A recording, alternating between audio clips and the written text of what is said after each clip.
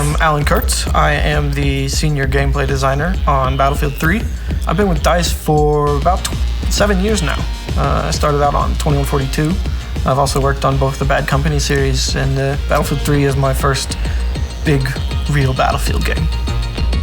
One of the things we really wanted to bring to the Battlefield 3 premium experience was weapon customization. We looked at what was missing from our weapon customization and we said, we want camouflage. We want weapon camos that our premium players can use on the battlefield, show off, show that they're dedicated Battlefield players.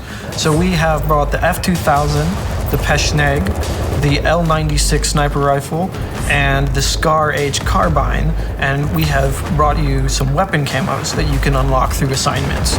We think it'll let premium users really stand out on the battlefield. In close quarters, you're getting 10 new guns.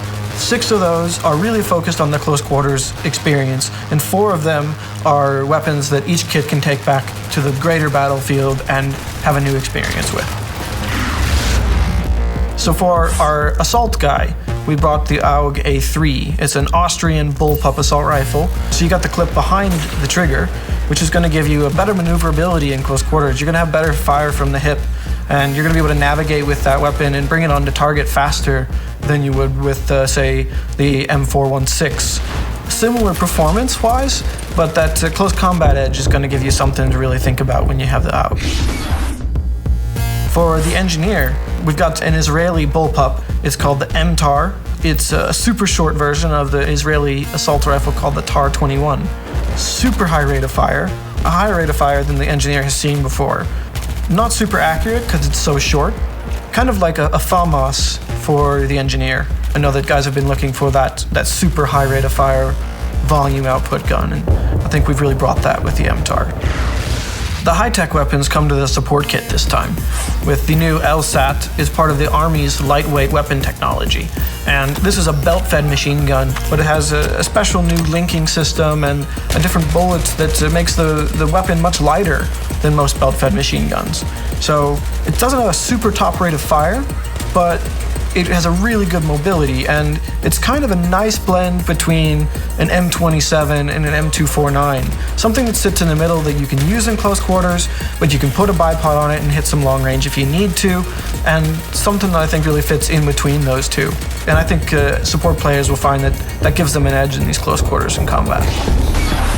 For recon, we went out and we found the M417. And this is a semi-automatic designated marksman rifle. The 20-round magazine, which is a bigger magazine that's been available, with also the big hard-hitting round from the Mark 11 with the 7.62 NATO round. So you're going to get the power of the 7.62 NATO in a shorter, more controllable package and a bit more mobility. It doesn't have the accuracy that the other semi-auto sniper rifles does, but it's definitely going to give you an option beyond just the SKS in a close quarters environment for playing recon, for being that team player with your beacon and with your tugs, and giving your players the intel and still being able to compete on a close combat level.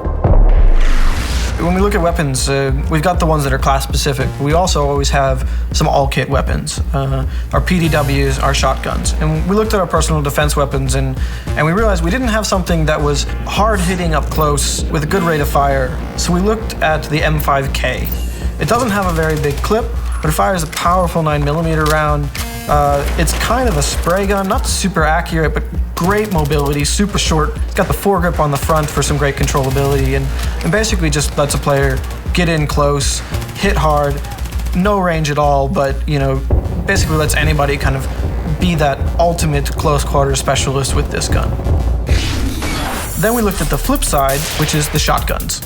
We wanted to bring back a pump shotgun that people could say, this is a combat pump shotgun. So we have brought over the SPOS 12. It's really an accurate pump shotgun. It's got a tight spread. You got to really get in close with it or be real accurate with it to get the full effect of it. It's a little bit of a blend of the speed of a semi-auto with a nice tight choke on the shotgun. Your pellets are going to land together, and I think we'll find players are going to really enjoy the new aspect of the SPOS 12 when it comes into their close quarters combat. The other 4 weapons, we looked at roles and places outside of the close quarters pack, because you can take all 10 weapons from close quarters into any map.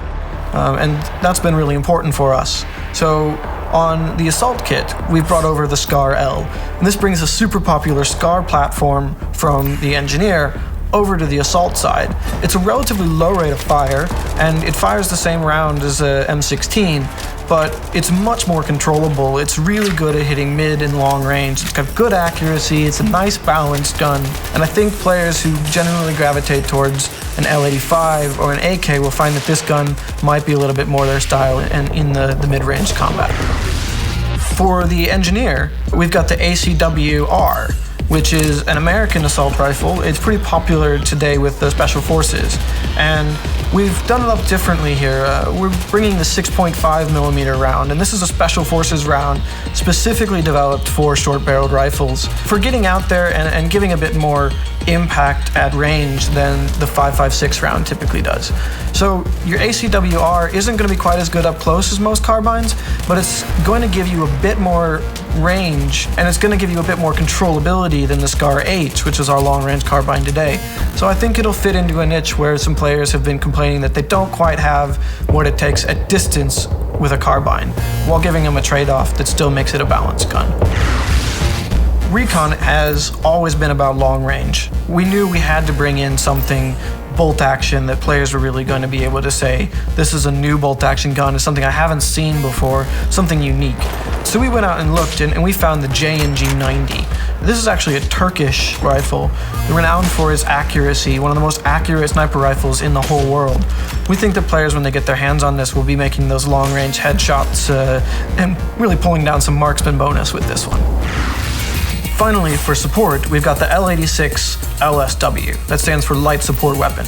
This is the British Army's light support weapon. It's a clip-based weapon. It's got about 42 rounds or so in the magazine, similar to an RPK or an M27, except this one's bullpup. This is the big brother of the L85 for the assault class. Super accurate, great on a bipod, but also has some mobility bonuses, so it'll let it double up in the close quarters environment, especially if you slap a laser sight on there or a foregrip, and you can really get a nice, good, accurate close combat light support weapon. I think players who like the L85 will find a support weapon that they can really go to in the L86.